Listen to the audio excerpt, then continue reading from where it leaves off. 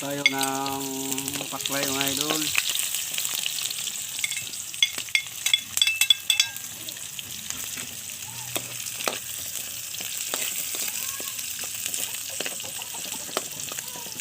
Dito tayo sa labas magluluto mga idol kasi naubusan po ako ng gasol.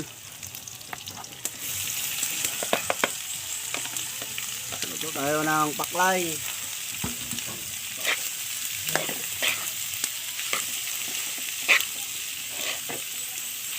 Ang tanghalian mga idol.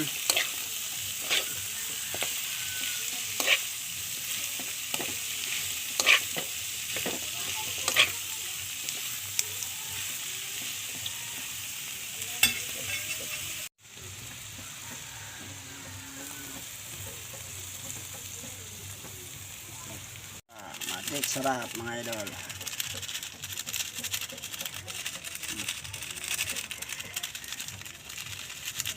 Luto na ang paklay mga idol.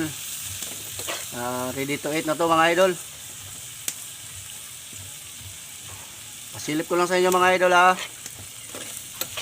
Okay, salamat sa panonood mga idol at pagsuporta sa akin mga idol. Goodbye mga idol.